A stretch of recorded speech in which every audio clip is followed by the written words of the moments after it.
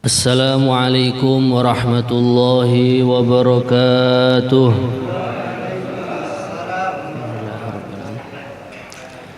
Bismillahirrahmanirrahim.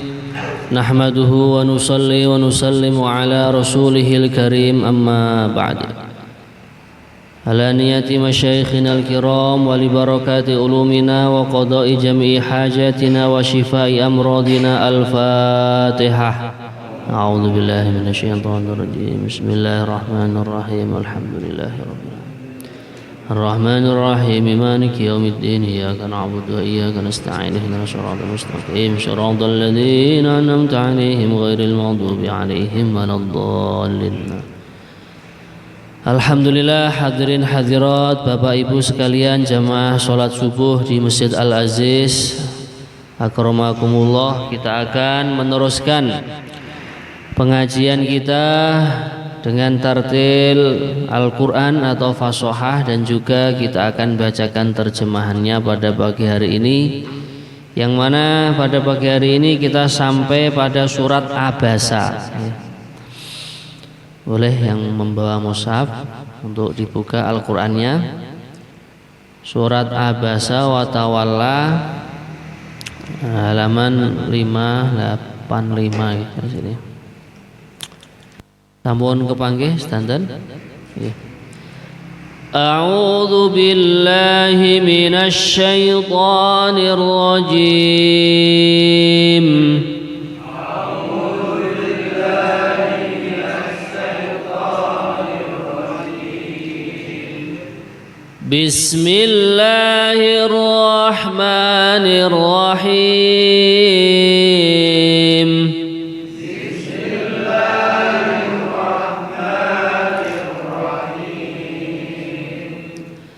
Abasa wa tawalla,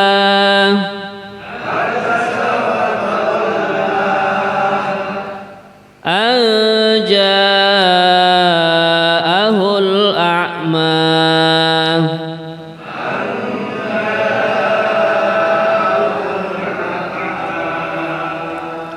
wa ma yudrika la'allahu yazzakka.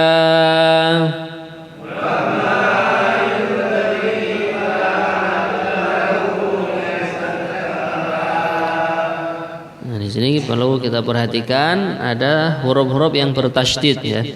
Pertama la'allahu, tasydid itu hurufnya double. Yang pertama sukun, yang kedua berharokat sesuai harokat yang ada. Kemudian yang nomor berikutnya yaz. Nah, itu juga tasydid. Nah, kadang sebagian tidak memperhatikan tasydidnya, membacanya yazakka. Nah, ini kurang tepat. Yang benar adalah yazzakka. Baik, kita ulangi lagi. Wa ma yudrika la'allahu yazzakka.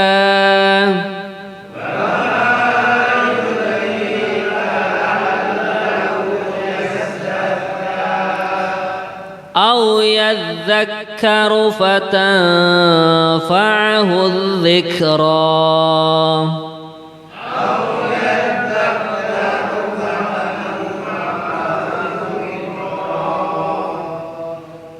Ini juga ada dua huruf yang berharokat tasydid pada kalimat yadzakkaru. Nah, yadzakkaru.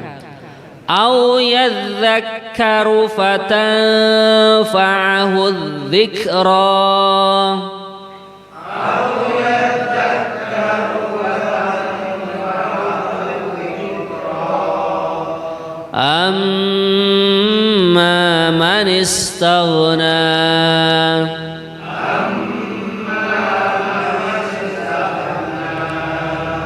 فأنت له تصدى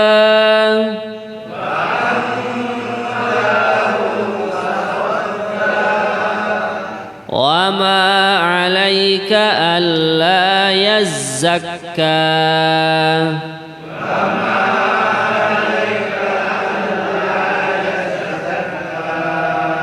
Nah, ini ada tiga yang tasydid ya. Allah yang pertama, kemudian yaz itu zaknya kemudian kafnya zakka. Wa ma 'alaika alla yazzakka.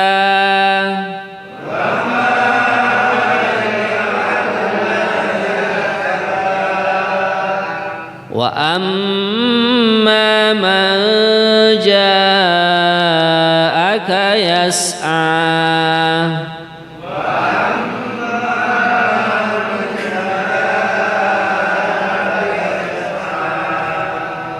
Wa huwa yakhsha. Fa anta anhu talahha.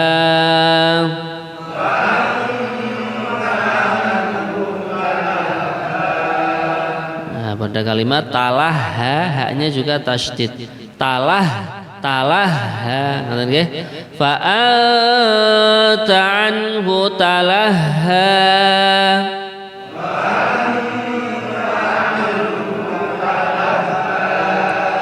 Kalla innaha tadhkirah.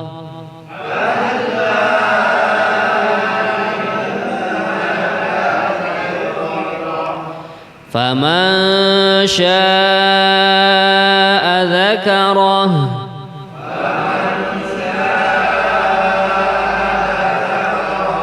Fi suhufin mukarramah.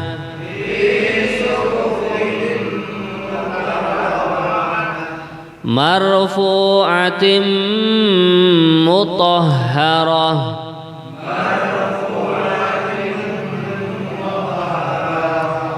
Bi'aidi safarah.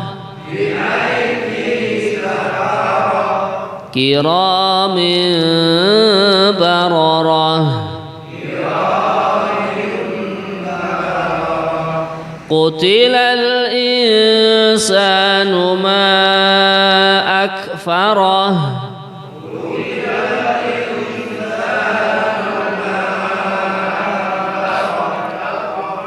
Nah, sini perlu kita perhatikan ada bacaan ikhfa atau mendengung.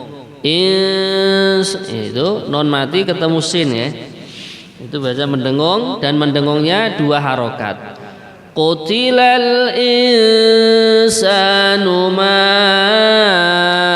akfarah.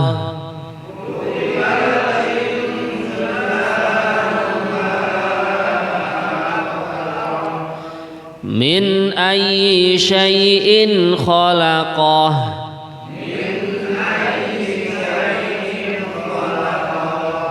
Min nutfatin khalaqahu faqaddarah.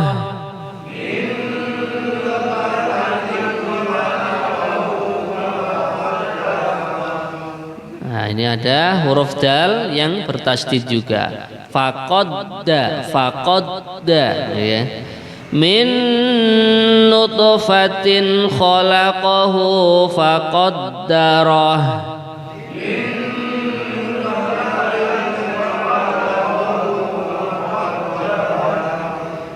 Thumma as-sabila yassarah.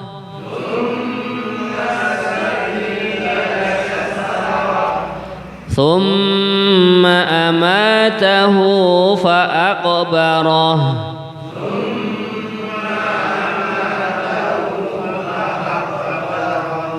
Thumma idza syaa'a ansyarah.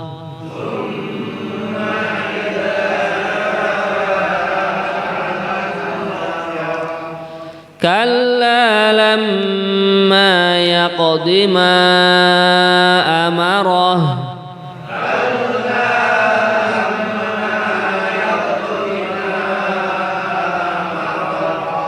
Falyanzuril insanu ila ta'amih.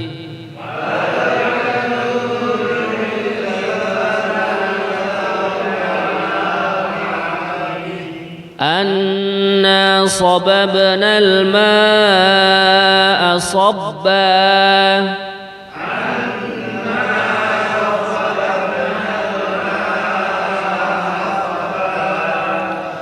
ثم شققنا الأرض شقا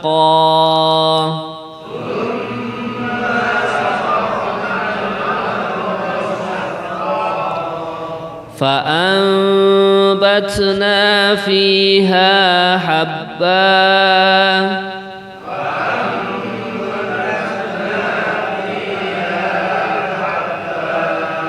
وعنبا وقضبا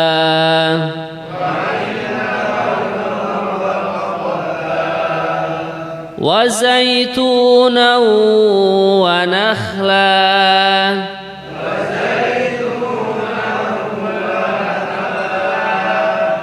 Perlu kita evaluasi pada kalimat nau, mendengar nggih? Tanwin setelahnya huruf wawu. Ini dalam tajwid namanya idgham bihunnah. Idgham yang disertai dengan dengungan gitu. Wa zaituna wa nakhla.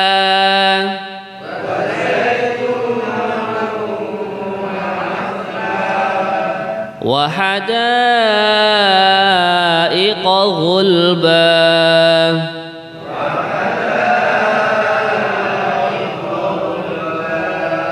Wa fakihatan wa abba.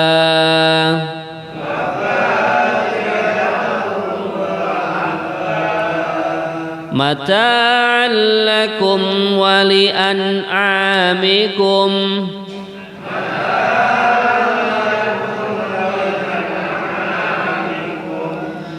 فإذا جاءت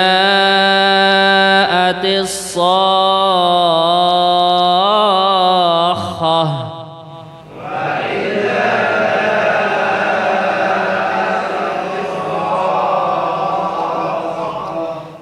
يوم يفر المرء من أخيه.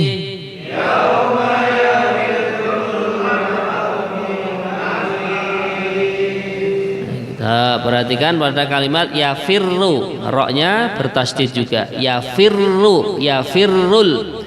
Yauma yafirrul mar'u min akhih.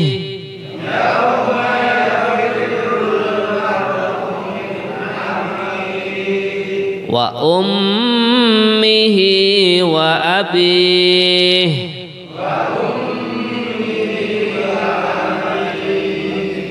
Wa sahibatihi wa banihi.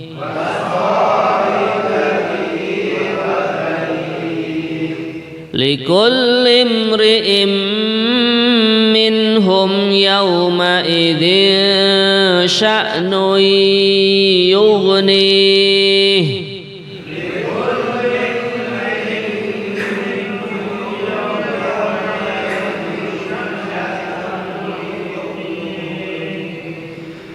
Wujuhun yawma idzin musfirah.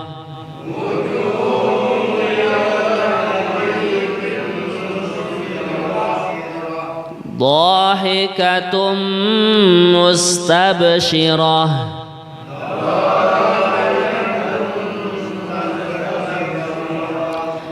Wa wujuhun yawma idzin 'alaiha ghabarah.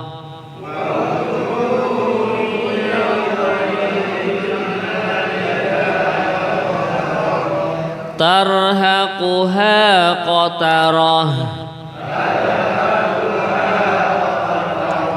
Ulaika humul kafaratul fajarah.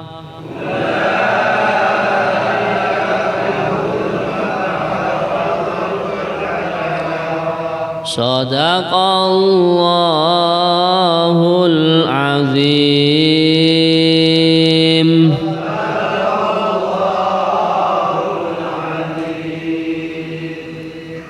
Alhamdulillah, hadirin hadirat, Bapak Ibu jamaah subuh yang dirahmati Allah. Semoga lantunan ayat suci Al-Quran yang barusan kita baca Allah terima, Allah berikan pahala minimalnya 10 kebaikan dari setiap hurufnya, amin ya rabbal alamin. Baik hadirin hadirat, kita akan bacakan terjemahan dan artinya, begitu juga tafsirnya. A'udzu billahi minasy syaithanir rajim. Bismillahirrahmanirrahim.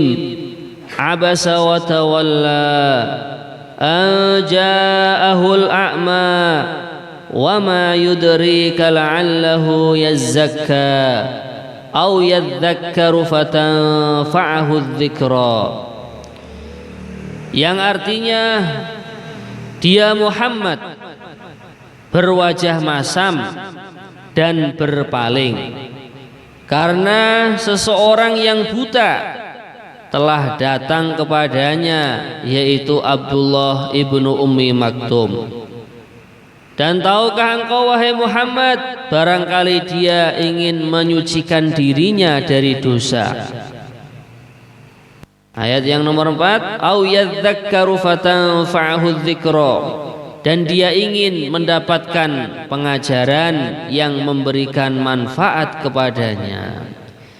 Jadi hadirin sekalian, surat Abasa wa Tawalla ini asbabun nuzulnya atau asbab diturunkannya adalah bagaimana suatu ketika baginda Nabi Muhammad sallallahu alaihi wasallam ini kedatangan beberapa tamu.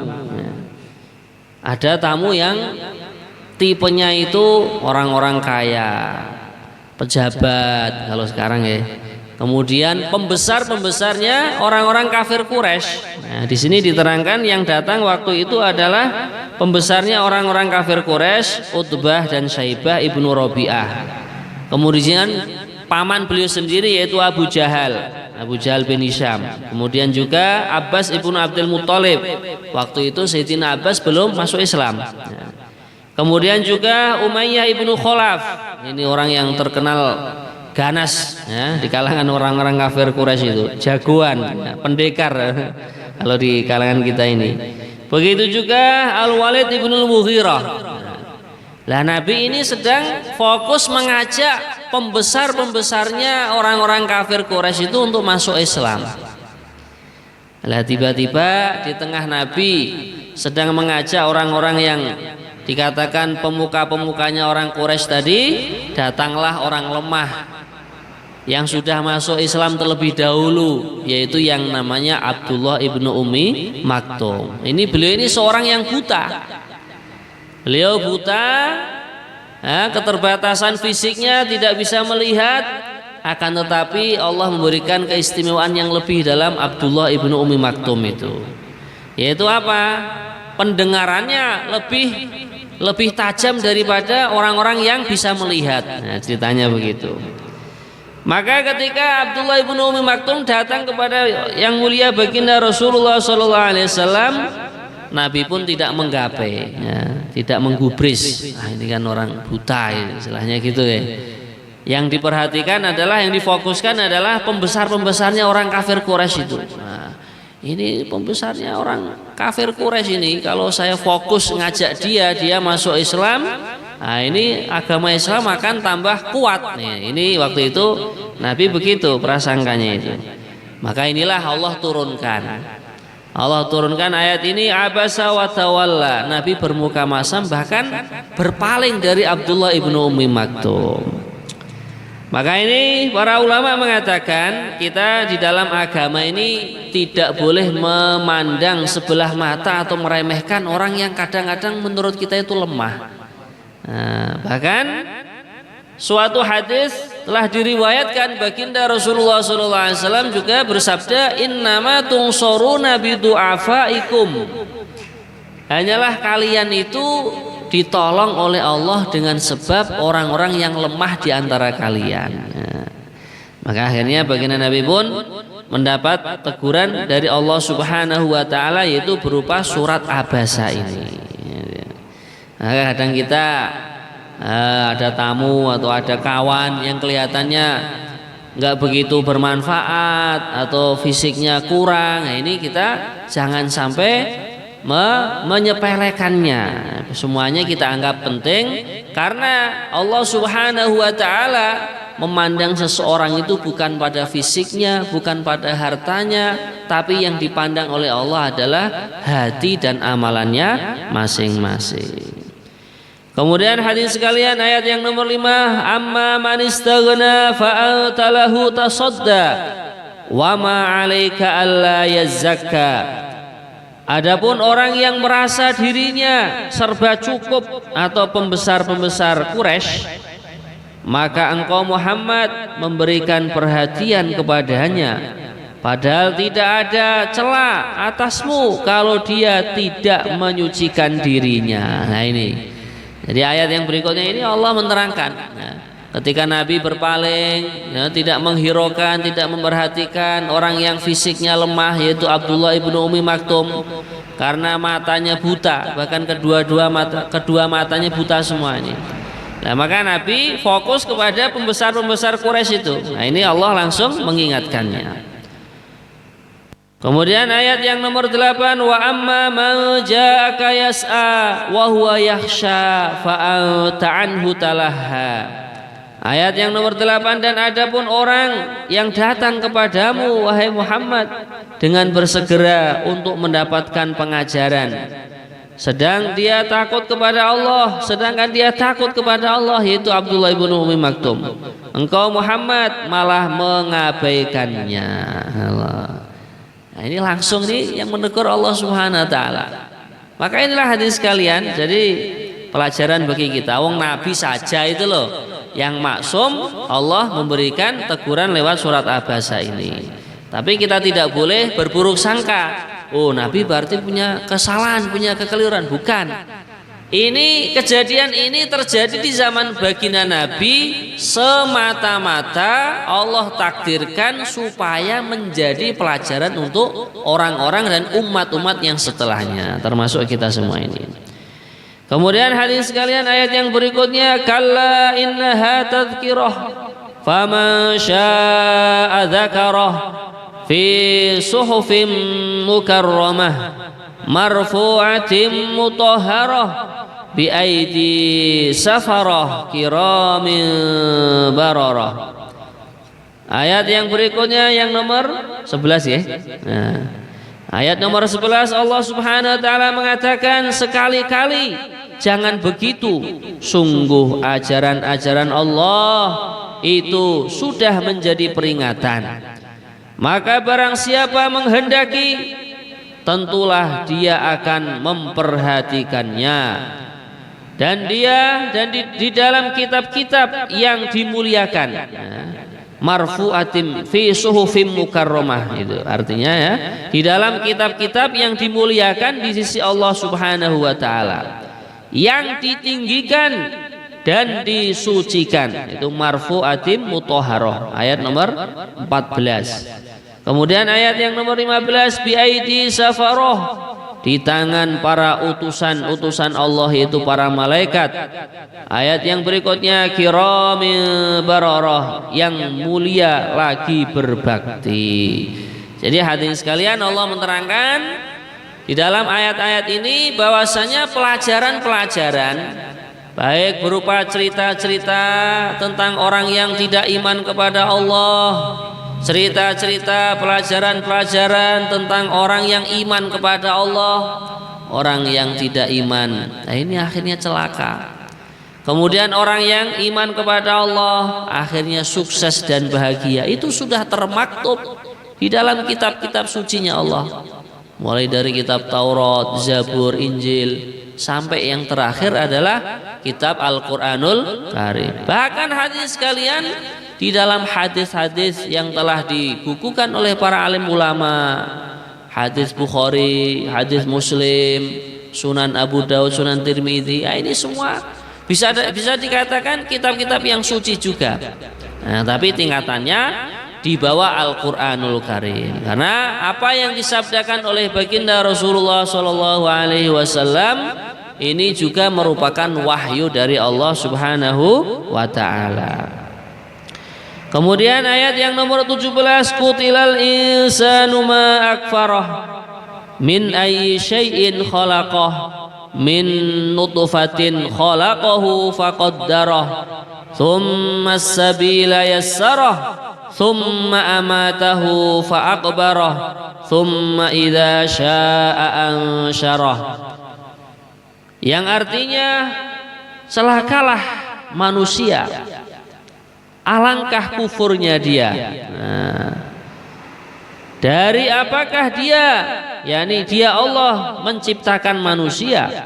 Ayat nomor 19, dari setetes air mani dia menciptakan, Allah menciptakannya lalu menentukannya. Kemudian jalannya dia mudahkan, yakni Allah mudahkan. Kemudian Allah Subhanahu wa taala mematikannya lalu menguburkannya. Kemudian jika dia, yakni Allah Subhanahu wa taala menghendaki, Allah akan membangkitkannya kembali. Nah, jadi ayat ini menerangkan bagaimana manusia supaya ingat dirinya itu diciptakan dari apa. Lah kok orang kok sombong sekali gitu ya. Kadang orang sombong dengan fisiknya yang kekar, segar bugar. Nah, baru dikasih sakit flu gitu aja langsung sudah nggak bisa bangkit dari ranjangnya. Nah, kadang orang membanggakan pangkat dan jabatannya. Nah, begitu pangkat dan jabatannya dicabut oleh Allah, nah ini baru dia merasa, oh ternyata aku tuh tidak ada apa-apanya. Nah, orang yang membanggakan hartanya kadang sombong dia. Nah, wah ini saya orang kaya, setiap hari omset usahanya sekian, untung bersihnya sekian. Begitu dikasih ujian oleh Allah, itu ditipu oleh karyawannya sendiri, akhirnya baru sadar, oh ternyata harta ini tidak ada apa-apanya. Harta ini juga semata-mata rizki dan pemberian Allah Subhanahu wa ta'ala. Nah, apalagi kalau kita meresapi diri kita itu diciptakan dari apa toh? Hanya dari setetes air yang bila mana dijual itu nggak ada yang mau beli. Nah, bahkan keluarnya dari tempat najis, ya, dari tempat kencing dua. Nah, maka inilah hadirin sekalian. Jadi kalau kita melihat ini, maka kita akan mengambil pelajaran. Oh, kalau begitu aku tidak boleh menyombongkan diri, tidak boleh bertakabur, tidak boleh congkak, ya. Tapi aku harus bertawadhu, menghadapkan diriku kepada Allah Subhanahu wa ta'ala. Setelah Allah memberitahu kita diciptakan dari setetes air yang tidak ada nilainya, tidak ada harganya. Bahkan ketika lahir Allah menceritakan tsummas sabila yassarah. Nah, ini Allah pun memudahkan kelahiran dari setiap diri kita yang sudah di atas muka bumi ini. Nah, lah kok mudah bagaimana? Oh nyatanya disesar dan lain sebagainya. Ya intinya kalau Al-Quran mengatakan mudah, entah dengan cara apapun ya Allah mudahkan. Adapun kadang terjadi gagal dan lain sebagainya. Kalau kita teliti mungkin ya ada hal-hal yang menjadikan orang itu akhirnya kelahiran anaknya itu tidak menjadi mudah. Mungkin di dalam mengkonsumsi makan dan minumnya si ibu yang sedang mengandung itu tidak dijaga, pola makannya tidak dijaga, akhirnya bayi yang ada di dalamnya kebesaran, sulit akhirnya untuk keluar gitu. Kemudian hadirin sekalian, setelah orang itu lahir ke muka bumi ini, tsumma amatahu fa'akbara, Allah pun akan mematikan, dan itu sudah pasti. Ya, diceritakan di dalam ayat yang lain, kullu nafsin dha'iqatul maut, setiap jiwa yang dia itu punya nyawa ini akan menemui yang namanya kematian. Nah, ini kata Allah Subhanahu wa taala begitu. Sebagaimana kita lahir ke dunia, mau tidak mau kita akhirnya lahir juga. Lah nanti suatu saat mau tidak mau yang kita sudah tinggal di dunia akan meninggalkan dunia.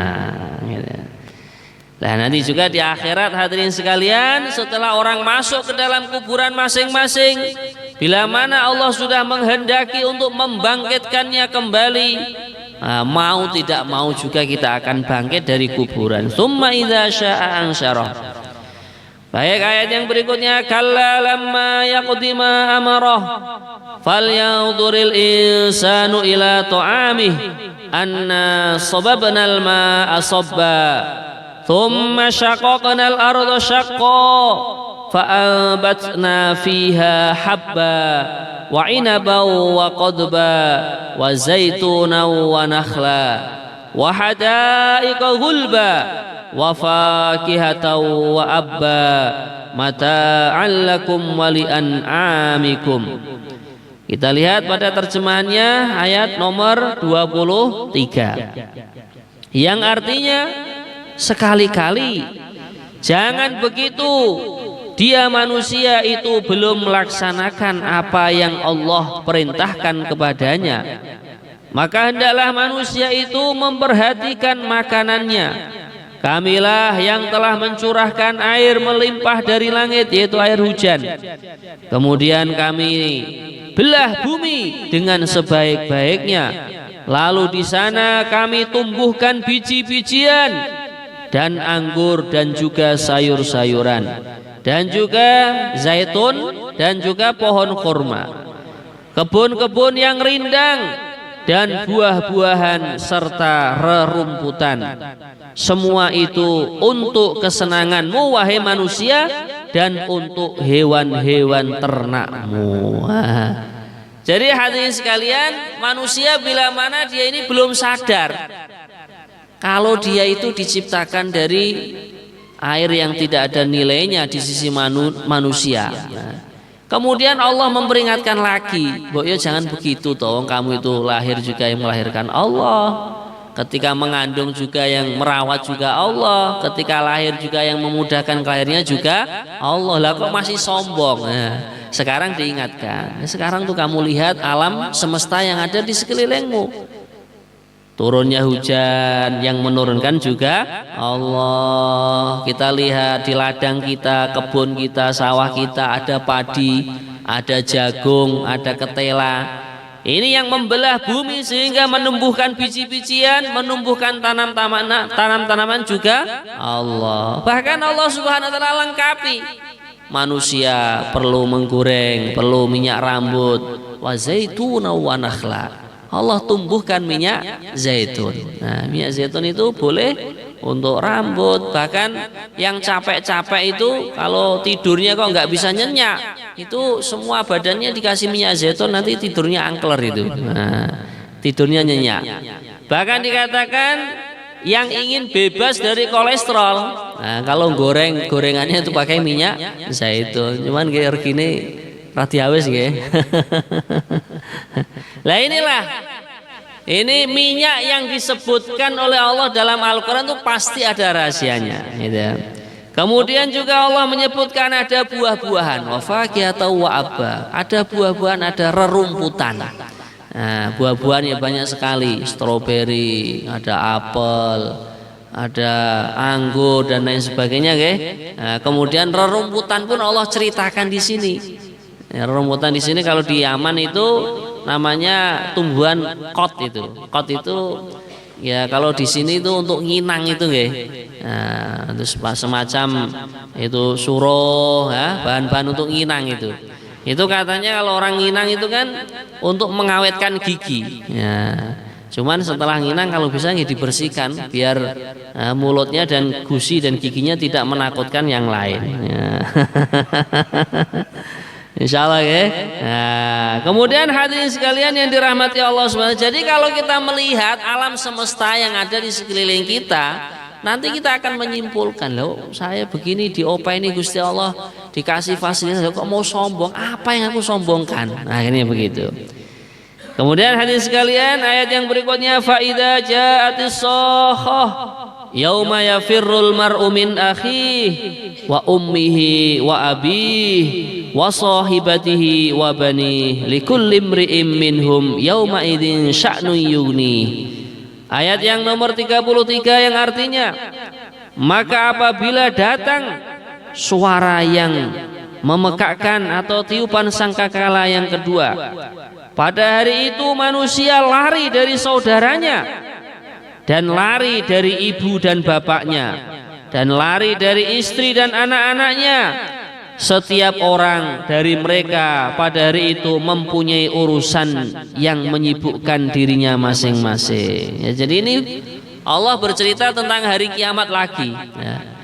Ketika manusia sudah dilahirkan oleh Allah, mau tidak mau dia lahir. Ketika sudah lahir di atas muka bumi ini, dipelihara, diopeni oleh Allah Subhanahu wa taala, diberi makanan, tumbuh-tumbuhan, biji-bijian, ya, buah-buahan sampai rerumputan tadi, ya, untuk nginang dan lain sebagainya kalau seandainya dia memerlukan. Lah setelah itu Allah matikan.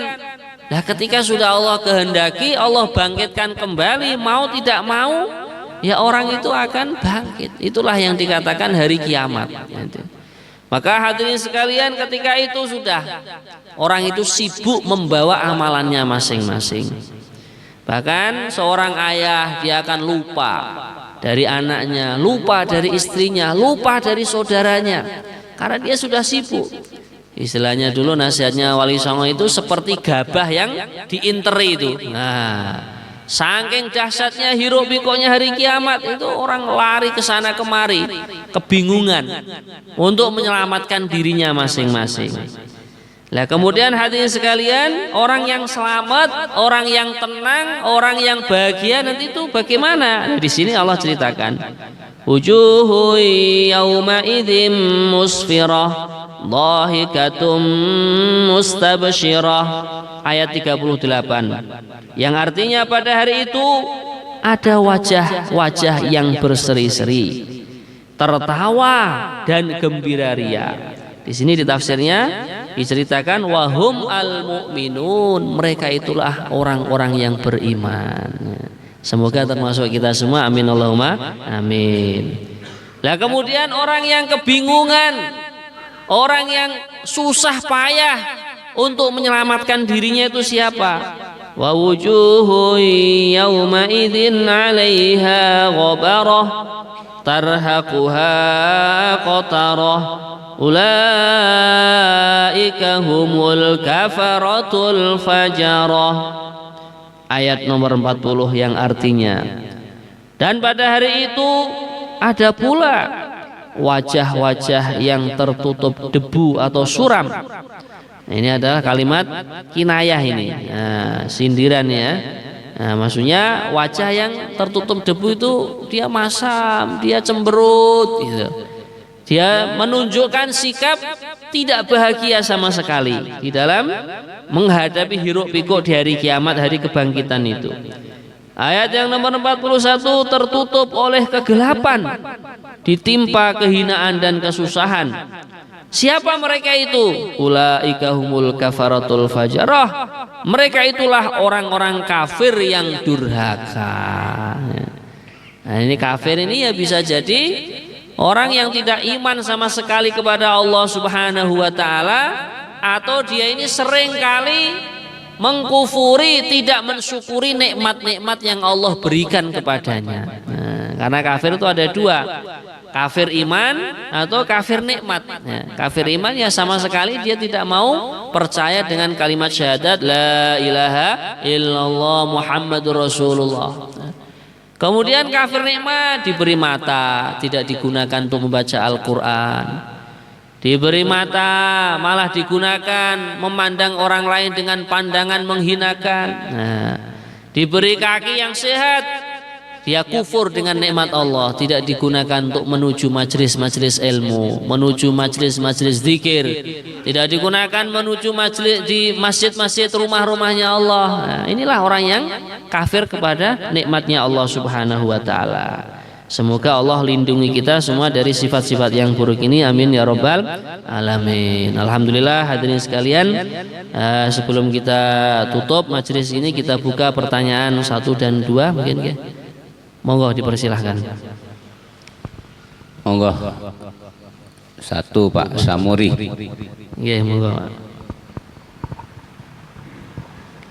Assalamualaikum warahmatullahi wabarakatuh. Waalaikumsalam warahmatullahi wabarakatuh. Ini usul, mungkin nanti ada tinjau kembali.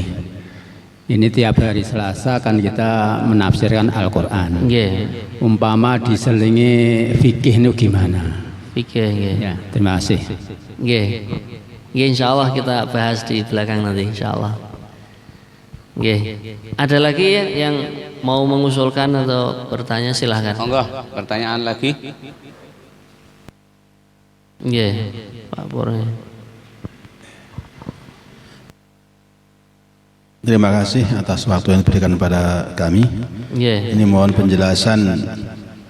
Kita kadang-kadang sudah tua, kemudian kita bersenang-senang, joget-joget, itu apa termasuk kufur? Senang-senang, joget-joget, kemudian terus nyanyi-nyanyi itu gimana ini? Terima kasih. Di dalam Islam itu mengajari agama itu tidak kaku atau tidak saklek ya. Nah, kalau joget yang dibolehkan di dalam Islam itu namanya joget zifin niku, Pak. Namanya manusia itu kan perlu hiburan ya. Kalau sepaneng terus kan bisa stres itu.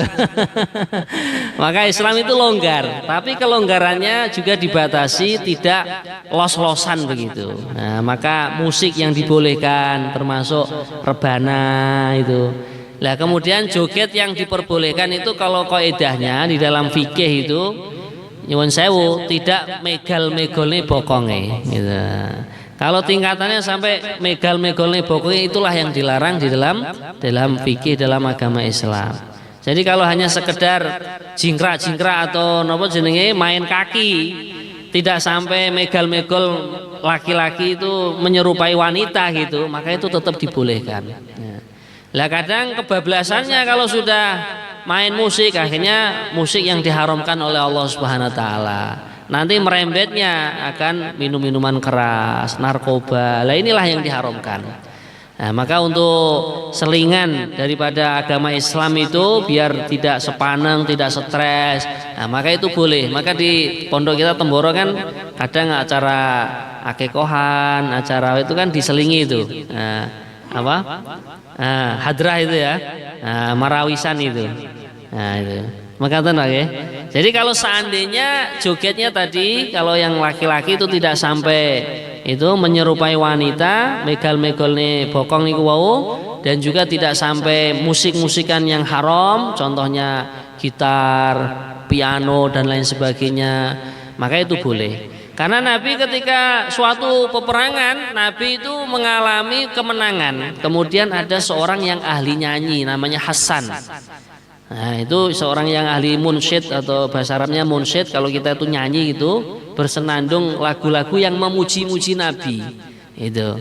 Nah, itu sama pakai terbangan itu. Bahkan terbangannya itu dipukul di atas kepala Nabi yang mulia. Nah, merayakan kemenangan Nabi dalam peperangan itu. Jadi nyuwun sewu kayak acara pesta itu sebenarnya boleh dalam Islam. Atau syukuran itu, pesta itu kan syukuran, cuman jangan sampai di dalam hal-hal tersebut dicampuri dengan hal-hal yang diharamkan di dalam agama Islam. Maka tenang ya.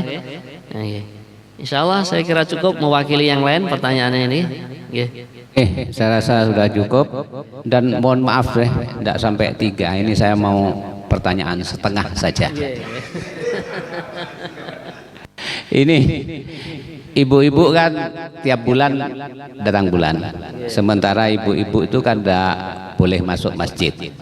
Lah seandainya ingin tidak putus mengikuti pengajian ini gimana? Ya ada kaul yang membolehkan.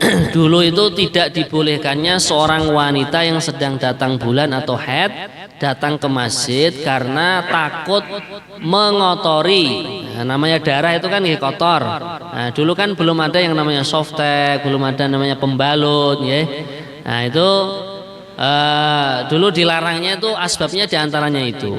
Nah, karena takut mengotori tempat yang suci namanya masjid karena sebab darah bulanannya wanita. Nah, di akhir zaman ini Allah mudahkan dengan adanya alat-alat yang bisa menghambat bercecerannya darah haid. Ini sebagian ulama untuk daruratnya boleh. Karena apabila wanita tidak belajar agama juga dikhawatirkan akan jauh dari agama sehingga meninggalkan agama malah madharat atau kerusakannya lebih parah. Gitu. Maka menurut kaul ini boleh aja tetap hadir di majelis taklim. Yang penting menjaga dirinya ketika datang bulan jangan sampai mengotori masjid. Dan sekarang sudah ada pampers, sudah ada pembalut ya untuk mengantisipasi itu semua. Atau mungkin bisa kita siasati, nah, ngajinya bagi ibu-ibu yang sedang datang bulan tidak di dalam masjid tapi mungkin di serambinya masjid, mengatakan bisa ada jalan keluarnya, mengatakan Pak Ji, mungkin di luar masjid atau di serambinya kan masih ada empernya toh, mengatakan. Lah kalau untuk menyentuh Quran sementara ini belum ada qaul yang membolehkan, belum ada pendapat yang membolehkan. Dan nanti caranya mungkin dia dibukakan oleh teman yang ada di sampingnya. Ya, mohon maaf, seperti istri saya kalau datang bulan tetap mengajar. Nanti yang membawakan Quran santri putri, gitu. Nanti yang membukakan santri yang ada di kelas, gitu.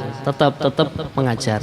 Kalau untuk melafatkannya itu nanti bisa disiasati, niatnya bukan membaca Al-Quran, tapi niatannya adalah berzikir kepada Allah. Maka inilah agama Islam menunjukkan mudah, longgar, bisa diamalkan. Insyaallah ya. Nah, ngaten aja. Nggih, saya rasa demikian Bapak Ibu yang dirahmati Allah. Dan ini sekaligus pengumuman untuk ibu-ibu. Jadi kalau berhalangan dirangkepi berapa, 3 atau berapa. Oke, kemudian kami harapkan bapak-bapak dan ibu-ibu nanti minggu yang akan datang Selasa yang akan ngajak 1 orang 1 gitu aja. Insya Allah nanti kalau banyak biar panitia semangat segera menyelesaikan yang atas itu. Allah. Nah. Amin.